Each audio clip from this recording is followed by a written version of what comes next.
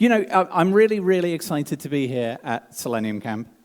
I don't know if you all know the history of this, but this is actually the oldest Selenium conference in the world. It's even older than Selenium Conf itself, which is really nice, right? I remember when we were organizing the first Selenium Conf, sort of somebody hurried up to me and went, "Guess what?" And it's like, "What?" "There's a conference in the Ukraine." "About what?" "About Selenium." Oh, that's both awesome and terrible at the same time. But coming here, speaking here, has been on my list of things to do for the longest possible time, and it is a real honor to be here. Thank you all for being here, coming, listening to what I'm going to say about Selenium 4. I guess we all use Selenium in one way or another, right? I mean, there's absolute silence in the room. So, what is Selenium? It's a thing. It's a browser. It's a library for doing browser automation, and we keep on releasing new versions of it. Coming up on the horizon is Selenium 4. TLDR, too long didn't read, too long didn't listen. Outline of what we're going to talk about today. Going to talk about how the Selenium project runs, because we're actually putting a bit more structure around that. Really quickly, a little bit of information about the new Selenium IDE. And then we'll go into the features that you can expect for Selenium 4. And then at the end, I'll leave a bit of time for questions. Sound good? Yeah? Okay, good. You're all quite perky first thing in the morning. I am terrible at mornings. So, don't worry if you can't see the titles on the slide. I will, there's almost no text content, right? It's just pictures. If you find what I'm saying boring, look at a picture and try and imagine what it was doing. That's an engine, right? And I've picked an engine because I'm going to talk about how the project runs. So Selenium, the SFC, the Software Freedom Conservancy, the PLC, the Project Leadership Committee, the TLC, the Technical Leadership Committee, and you. It all sounds incredibly bureaucratic. It isn't, because we're just a bunch of volunteers and we're not very organized. But it sounds bureaucratic. Let me just pull away some of the complexity and make it clearer. The first thing you need to know is that the Selenium project is a member project of a group called the Software Freedom Conservancy, who are the largest group that you may not have heard of. They have small, insignificant projects like Wine and Samba, Git, Mercurial, and Selenium under their aegis, right? They look after all of these things. They are great folks. They're a non-profit organization running out of the US. And they help us with all the complicated legal stuff. So, for example, if someone were to come after us and go like, "Oh, you've infringed on our patent," we would go, "Talk to the Software Freedom Conservancy, because I am a volunteer and I don't know what I'm doing." Those two things are both true statements independently of each other. They also help us organize the conference. So whenever we do Selenium conference, we talk to these people, and they help us put in place the agreements that we need, things like that. They look after funding of the project. So if you ever make a sponsorship agreement with the project, they are the ones that handle all the money. Between the Software Freedom Conservancy and the project, there is the Project Leadership Committee. This is the name that we've given it. It doesn't really describe what we do on the project. We don't lead the project in terms of, let's go this way. What it is more a position of responsibility, and our responsibility is to communicate clearly between the Software Freedom Conservancy and the Selenium project.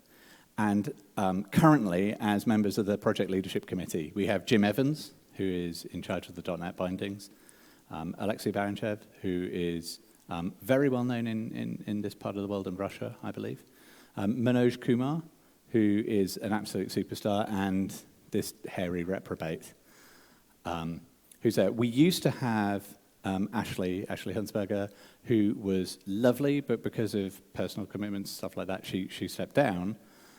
So we've been voting and we've been trying to figure it all out.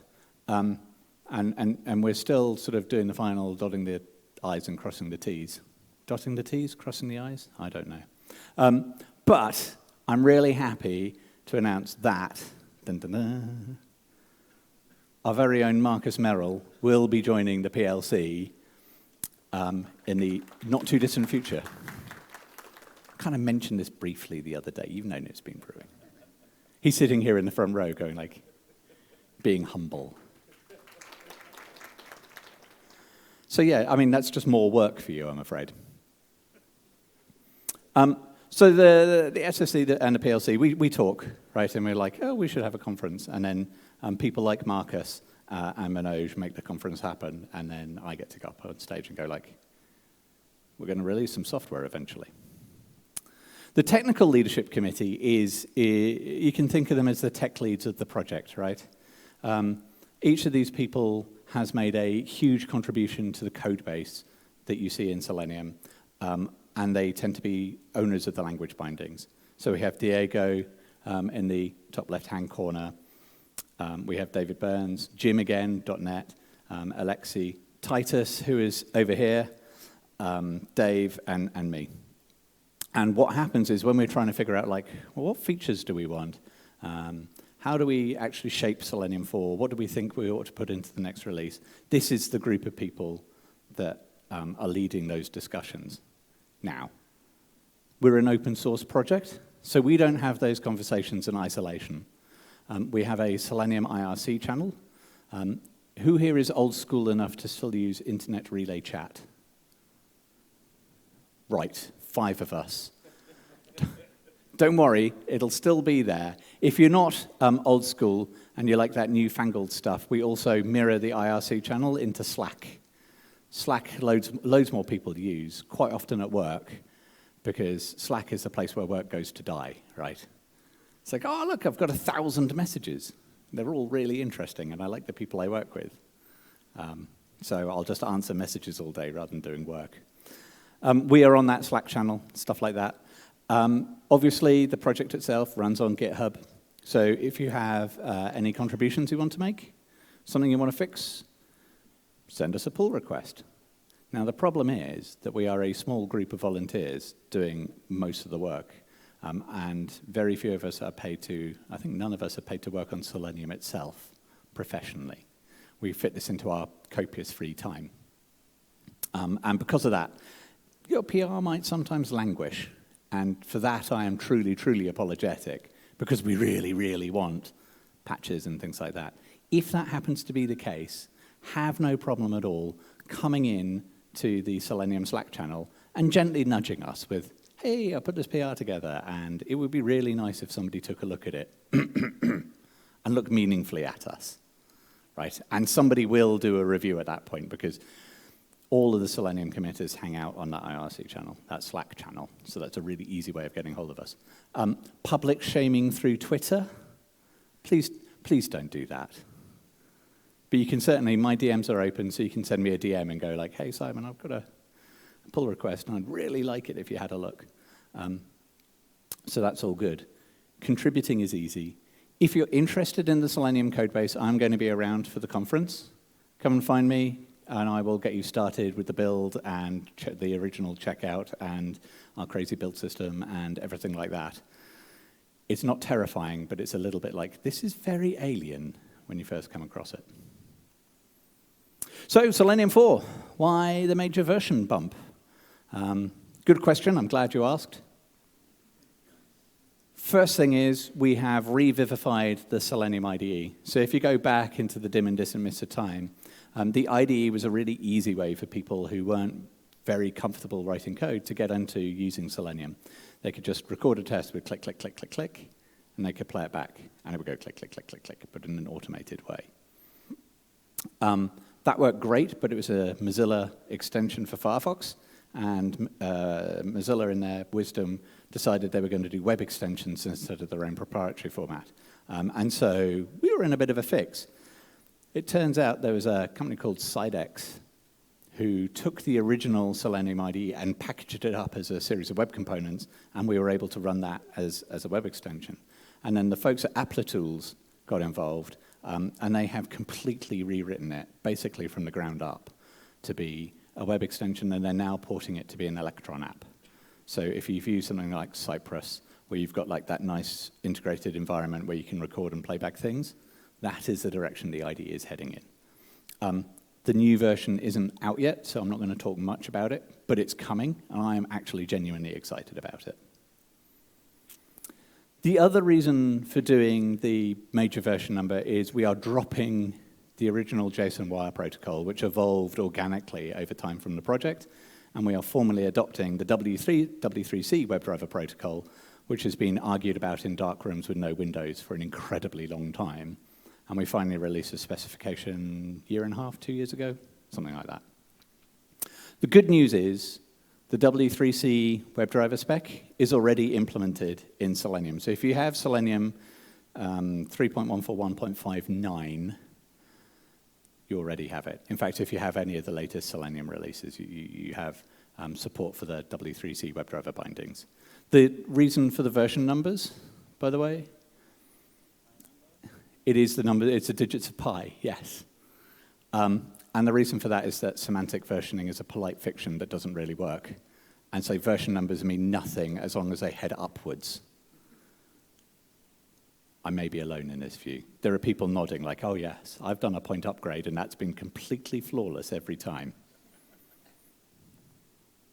So what does this mean if we're adopting this new W3C protocol and we're abandoning the JSON wire protocol?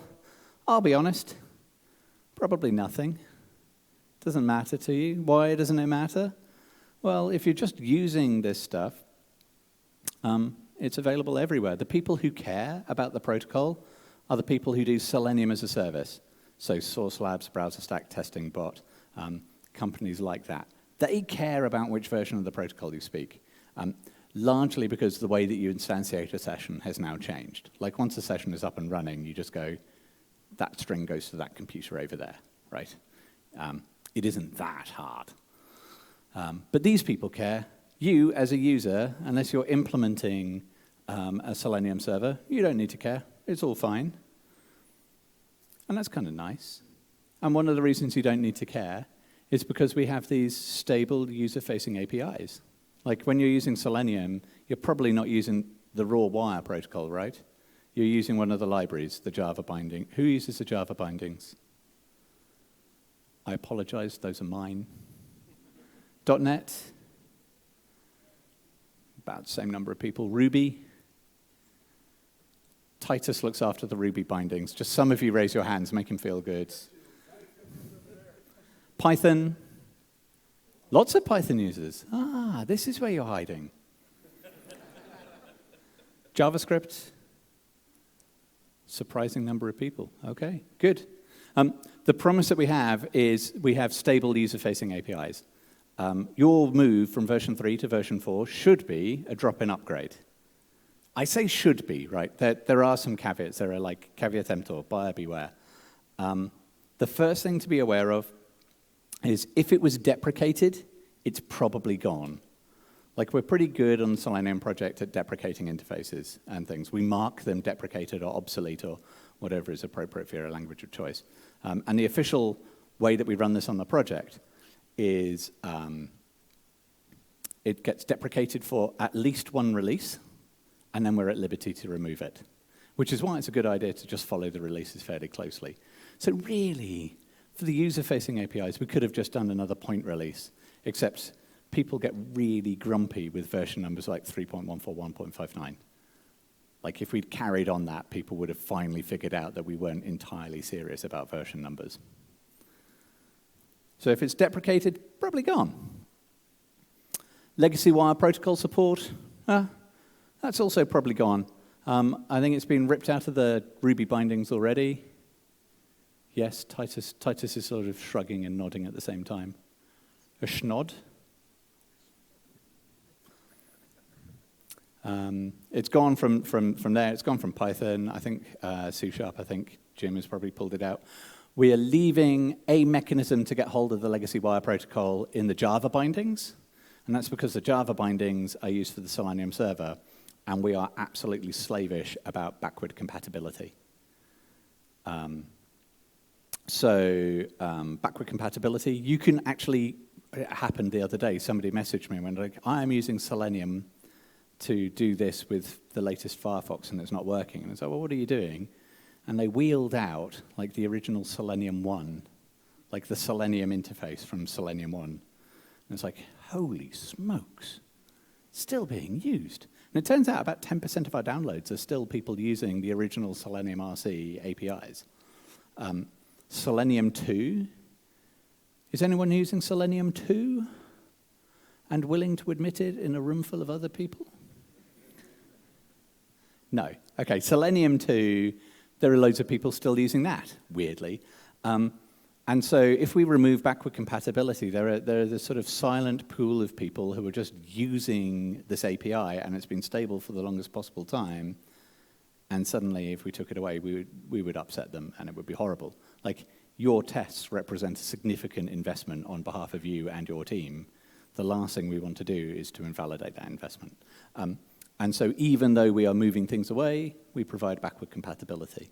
So you can use a Selenium RC client from Selenium 1 with the latest Selenium grid, and when we ship Selenium 4, that will work. The other reason why it doesn't matter is all of the third-party drivers use the W3C protocol already. So if you're using a modern Mozilla, a modern Safari, a modern Chrome, a modern Edgeum, a modern Internet Explorer driver, you're already using the W3C protocol, and you haven't even noticed, probably. So, does it matter? For you, probably not.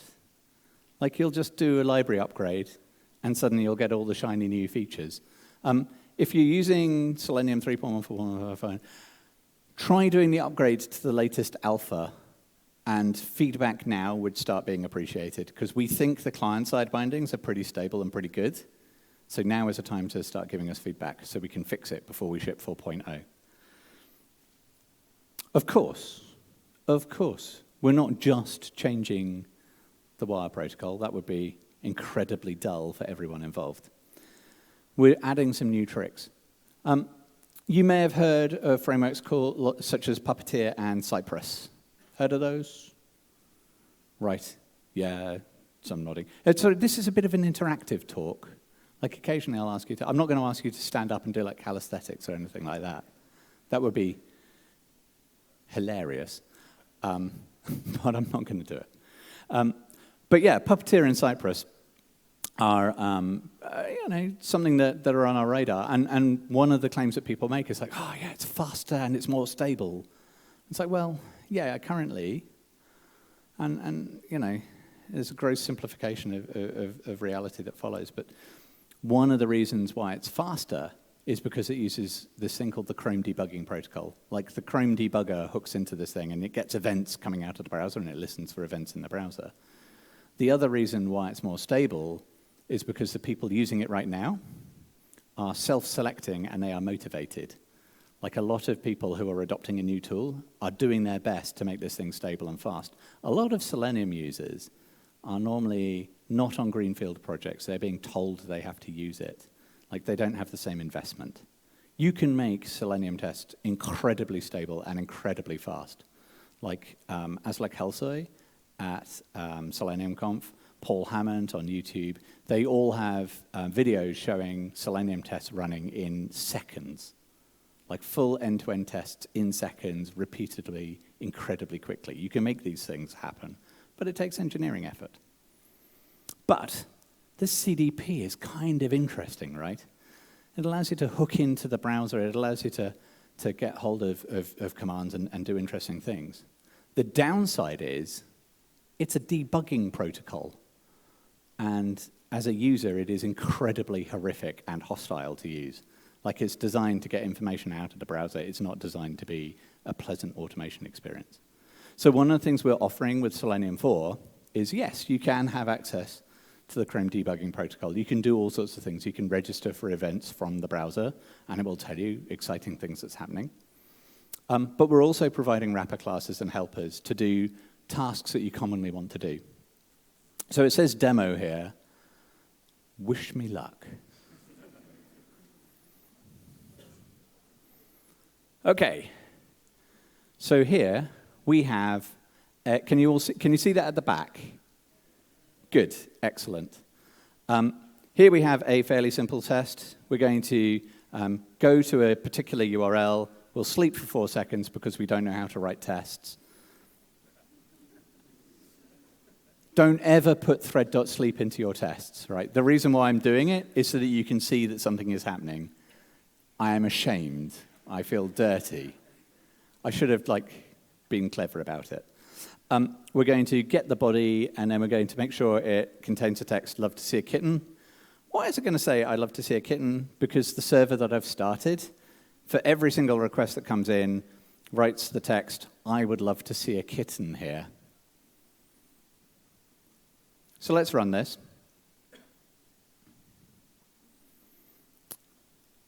You'll see the IDE do its stuff. There is Chrome. It connects. I would love to see a kitten here in tiny, tiny text. 4 seconds later, the thing disappears. That is not the demo. That's just showing you that the thing works. Here, you can see we're doing basically the same thing. We go to the URL. We wait for 4 seconds in a way that is heinous and shameful, and we do not do in our own tests. We search for the body. We get the text. But we're going to check that this time the text, love to see a kitten, is not present. Well, why isn't it present? So, sometimes when you're testing, you want to have a stable backend. You want to do record playback of stuff from the backend server so you can just check that the UI is correct. Tools like Montebank offer support for this, right? We are going to take advantage of some of the features in the Chrome debugging protocol to replace every single request that comes back from the server with the bytes of a kitten, right? So what we do is this is what all this fancy text here says. It says, for every request that comes in, this request true, we will send a response, and that response has a content type of JPEG and the bytes of the kitten that we get up at the top. Okay? So other than that, the test is basically unchanged, except for this bit here, where we now wrap it with a network interceptor. So we're intercepting network traffic in the browser itself. All right. Here we go. It's running. And we have a picture of a kitten. I know. That's why we're in software development, right? It's because we love kittens and puppies and things like that. Obviously, this is just a demo of some of the stuff you can do. What you could actually do is mock out your back-end servers and reply with canned responses. And you can do matching on the requests that come in, so you can do something clever. You might even not want to fire up a full HTTP stack. You could just do the responses. It's kind of nice, right? So that was a demo of CDP. There are other features coming. We're kind of looking at the use cases of what people are doing and offering support for those rather than just here's a raw API, go crazy. Element location. That's kind of hard, right? Writing locators. At Selenium Conf, we have thousands of talks, slight exaggeration, being submitted every year about here's how I'm going to write this element locator that is stable over time. And it will work, and it'll be wonderful. The provided by implementations are pretty limited to what is provided by the browser itself, right? And when we shipped it as an abstract class in the Java library. You can extend the by class, and you can add your own. And I always thought people would add their own locators. Has anyone written their own location strategy? 2, 3 people. Not many. Did you even know it was an option? Probably not, right? It's an option. Hey, look. And so we decided it was probably about time to add some new ones. And when you talk to somebody, you don't say, I'm finding an element with this CSS locator, right? You talk about it, about where it is relative on the page. You go, I found the search box, and then above that, there is a logo. Imagine the Google search box, right, where you've got that, and you've got the Google logo above it. You talk in terms of relative locators. Now, years ago, 13 years ago, a project called Sahi introduced this concept of relative locators. Sahi was written by Narayan Raman, who is in India. He's a lovely guy. Sahi, lovely project. It's had these relative locators for a really long time. And he and I spoke a long time ago, and it was he goes don't copy that. And I'm Well, I'm not going to do it until like other frameworks elsewhere are doing it, because this stuff is not terribly hard to write. It's hard to get right, but it's not hard to do a basic implementation. But now there's other frameworks that are coming out with these relative locators. So it's like, you know what, that would be a nice feature. Let's help you write tests. So in Selenium 4, you get these relative locators. You get near, which is, I think, like a number of pixels away, so 100 pixels, above, below, left of, right of, right? That sounds a little bit abstract. So wish me luck. We're going to do a demo. I'm going to hit the escape key first. Then I'm going to go over here. Then, is this the right one? Can't see. Yes, relative locator test. Clearly, you can't see that yet. Can you see that at the back? OK, good. All right, so this time what we're going to do is we're going to get this box layout. And this box layout draws a 3x3 table. So 3 rows across, 3 rows down. OK? And what we're going to do, we're going to find the center element. So if you can imagine the middle element in the second row. Second element, second row. And what we're going to do, we'll highlight that in red. We will then sleep for 2 seconds, which we never do in our tests. And then we use the relative locator to find elements with the tag name TD, so we're finding table cells, above center, right? So when you see this 3x3 box, which row do you think will be highlighted in this case, blue, which is the next line? It'll be the bottom row? No, yeah, exactly. It'll be the top row. We expect the top row to be colored in blue. We sleep for 2 seconds, which we never do in our tests. And then we find the elements below, so the table cells below, and we color those in green. And then what we do is we find an element, a table cell, below center, so below the center one, and to the right of it. So if we've done our job correctly, the bottom right-hand corner of the table should be colored in yellow. Sound cool? We run the test. Things happen. I'm using Firefox this time. There it is. 5 is colored. Then it goes blue. Then it goes green. And bam, bottom right. So these relative locators are there to help you write stable locators and find elements on your page. And so when you're discussing with somebody on like a telephone or remotely, they can go, yeah, there's an image, and it's above this, and it's to the right of that, and you can do all sorts of clever things. You now have a way of expressing that in your tests, which I think is quite a nice feature. I can make a gist. I will publish this code somewhere and link to it. Pluggable locators, it turns out people aren't aware of the fact that they could actually have alternative element finding strategies. So we are working on a way of doing that. Selenium Grid. Does anyone use Selenium Grid? Yeah, it's a really nice feature, right? If you download the Selenium jar, you get this sort of ability to run it. Years and years ago, it started out of Google.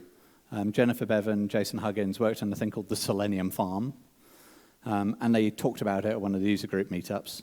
And Philippe Haringo heard this talk, and he wrote the original Selenium Grid, which is a mechanism where you just put nodes on various machines, and they run the browsers for you, and so you can scale your grid horizontally. And the original grid only spoke Selenium RC, and so that's not great when you've got a new wire protocol, but that's okay. Francois Reynard at eBay at the time came along with Selenium Grid 2. And Selenium Grid 2 supported both Selenium RC and the new JSON wire protocol that we were developing. And that was kind of nice, and that was really good, and that did us well. But it's not ideal, right? Like there are projects such as Selenoid, for example, which try to deal with some of the shortcomings with Selenium Grid 2. And 2011, when we landed this code, it was a long time ago. And the world has changed. Like the modern world, we have Docker, we have Kubernetes, AWS, GCP, Azure, like all these technologies we would never have dreamed about right? There's an entire movement called DevOps, which has come from an original concept by Jez Humble into a role, and so it's done the full life cycle, right, in the time that this grid has been alive. There's more stuff coming down the horizon, right? And so there's a project called Selenium, which takes the original Selenium grid and adds sort of Docker, Kubernetes support, has a slightly nicer UI, and it's excellent, but really it's building on top of this sort of slightly old code base, which is out of fashion. There's nodding, good. So Selenium Grid 2, we know it's not ideal. Like, it's great to get you up and running, but it's not really fit for the modern world. And so what we're doing is, in Selenium 4, we're releasing Selenium Grid 4. We've gone from 2 to 4 because we can't count. We can't count because we no longer put thread.sleep in our tests, which we do not do. Selenium Grid 4 has a new architecture, and it's composed of 4 moving pieces. The first bit is a router, and a router faces the internet and takes incoming traffic and figures out where to send it. And the first request that comes in is the new session request. And that gets sent to a distributor. The distributor takes a look at all the machines it's aware of, and it goes, this test should go to that machine. Once it's got the session, it puts it in a session map, which is a mapping of session ID to URL within the grid where it's running. And then the node is where the test actually runs, right? Those are the moving parts. There's a message bus that's in there as well, but those are the main ones that you are going to be using day in, day out. We offer a standalone mode, like we always have, where you do Selenium server standalone, and everything runs in process, the root of the session map distributor node. To a user, it looks exactly like the original Selenium grid, right? The Selenium server, which you just fire up in your local machine. If you were running in the sort of hub and node way that we do normally, we still support that. In this case, hub runs the router, the session map, and distributor in the same process, and then the nodes can scale horizontally. So you could imagine, I don't know, like a Kubernetes cluster, and you realize you're running low on nodes, so you fire up some more pods containing the nodes, they register. That's kind of nice, right? Now, the problem with this is you hit scaling issues pretty quickly, because having the session map, the distributor, and the router does a hell of a lot of work, and every time there's a new session, like, you're using up the cycles, and that's complicated. Really, what you want to do is you want to have a distributed way of running these things, where you have routers which you can scale horizontally.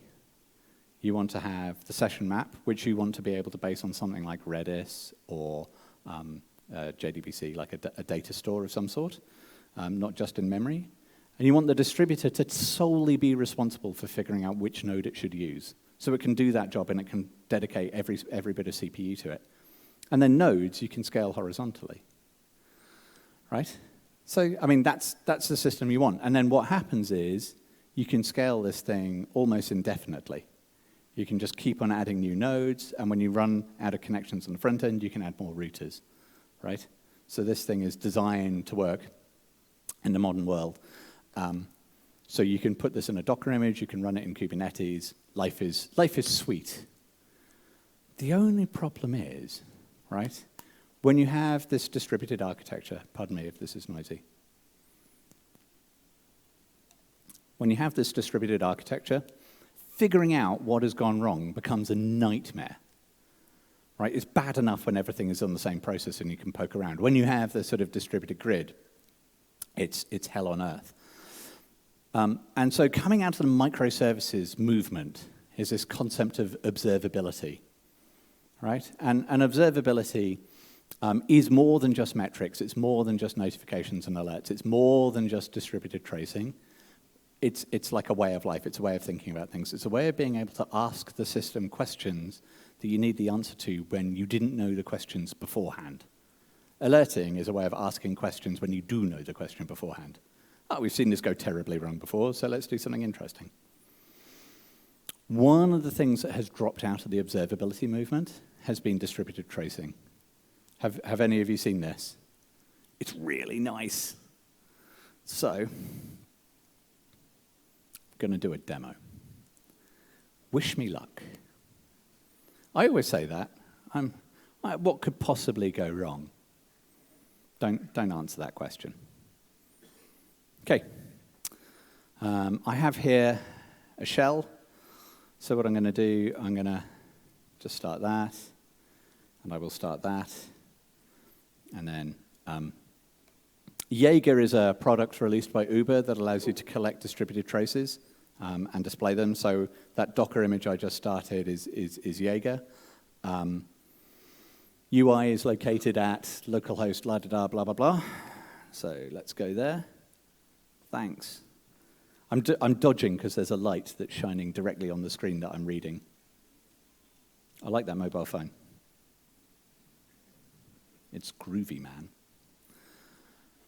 Here is the UI of Jaeger. The interesting bit for us is here there are 0 services, right? It is exactly as uninteresting as you think it might be.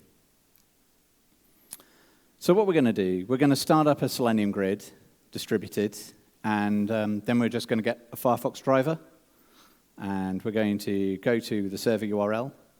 And the server also does a sleep because I am a terrible developer. And then it just returns like a tiny bit of data. It actually returns the box layout. So we're going to get that after a sleep, and then we're going to quit, right? That isn't terribly exciting. The way we're going to start up the grid is this way. There we go. Can you read that at the back? Yes, okay, thumbs up, great. So the first thing we're going to do, we're going to start the session map, and you will see we're passing it a bunch of parameters.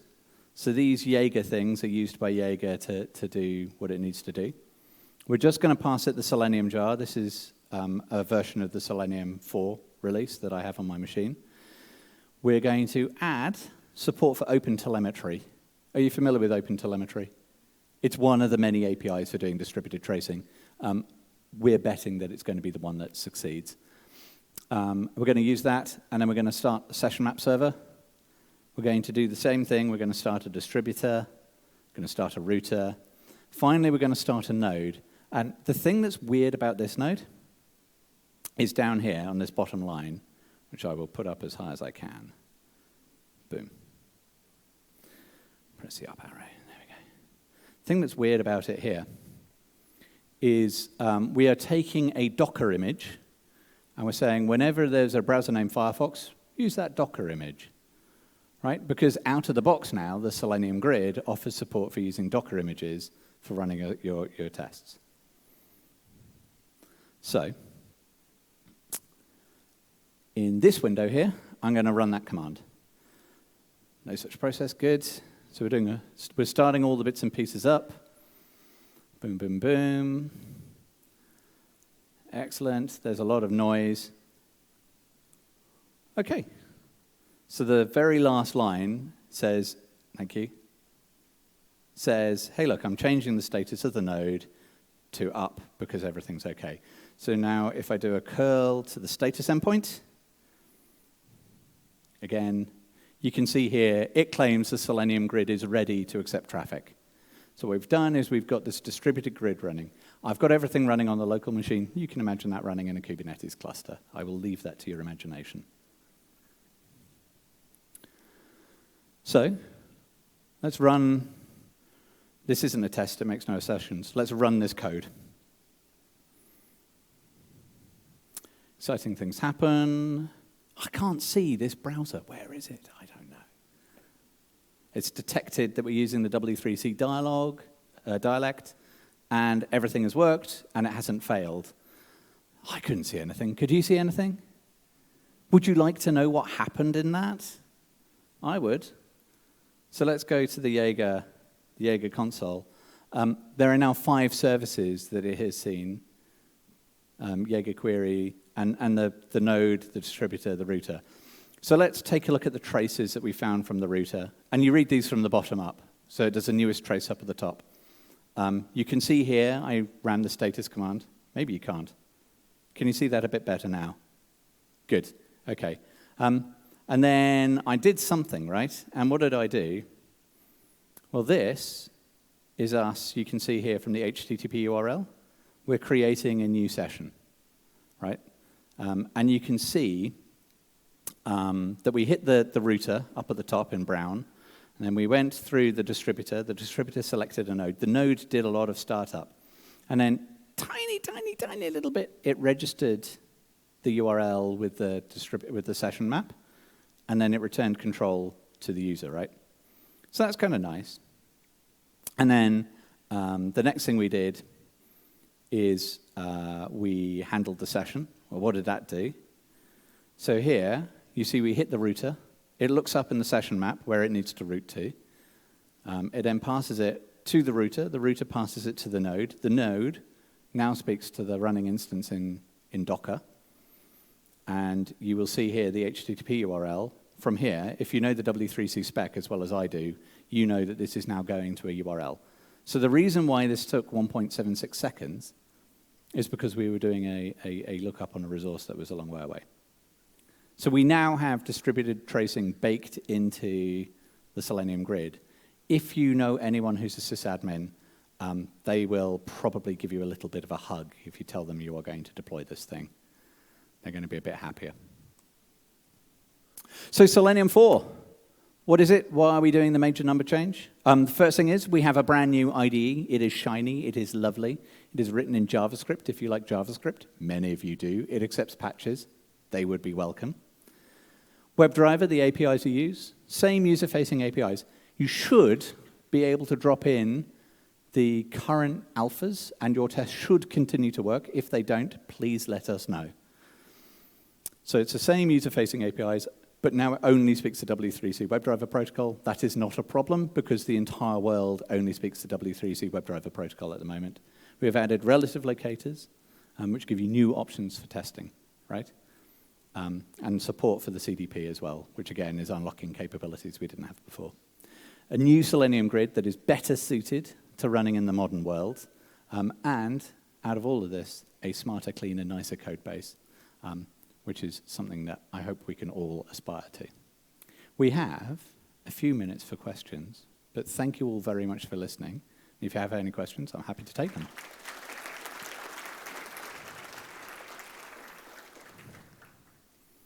I will repeat the question, so I'll point at you and just sing out. Yes, looking uncomfortable.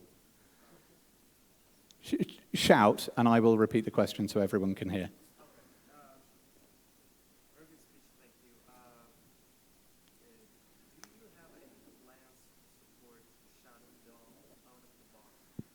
Do we have plans to support the Shadow DOM out of the box is the question. We are debating the best way to do that in the W3C working group. It is something that we are aware that people want and need. There are some PRs that people have put up. We haven't done anything with it yet because we're still trying to figure out, like, how do we do this? Yeah, I know, it's a nightmare. Yeah. That's why I'm asking. Because, yeah, it's not... Yeah, it's something we know. It is on the roadmap. We don't quite know the shape of how it should be done properly. And because we don't know how to do it properly, we don't want to put something out there, have people use it, and then back ourselves into a corner. Cool. Thank you. Any other questions? Lady in the pink shirt at the back. Thank you. In terms of scheduling, do you have any dates or something? I'm good enough. Do we have dates for when we're going to ship Selenium 4? If it's going, this feature is going to go in So, releases or on one? Yes. So when are we going to ship Selenium 4? We are going to be shipping alphas on a roughly regular basis. Adam Goucher on the project is like, you should do releases on a more regular basis. It's not fair to people to just do it whenever you feel like it. He's right. We're doing that. We are a volunteer-led organization. We are not a company. And so we will release Selenium 4 when we feel Selenium 4 is right. The joke that we had with Selenium 3 is like, oh, we'll release by Christmas. But we never said which year. We will release Selenium 4 by Chinese New Year. But we're not entirely sure which year it is. We are going as fast as we can. The alphas are getting ever closer to being feature complete. Like the demos you saw here, 2 months ago, they didn't really exist. Right? This is new code that has landed. it's all quite exciting, right? But we are nearing feature completeness. When we are feature complete, we will start the betas. We probably won't do many betas, and then we will ship 4. So we're going as fast as we can. If you would like it to be faster, come and help us. Like, really, it's an open source project run by volunteers. Like, we are slightly overwhelmed. I get 2 days every 2 weeks to hack on Selenium. And I'm very lucky to have that time. But that's not much, right? And other people in the project pack it in where they can. And when we started 13, 14 years ago, we all had different lives to what we do now. So it was easier to find the time to do that. But yeah, come and send us a patch. I am well and truly out of time. I will be around for the rest of the conference. Come and ask me questions later. Thank you all very much for listening, and I hope you enjoy the rest of Selenium Camp.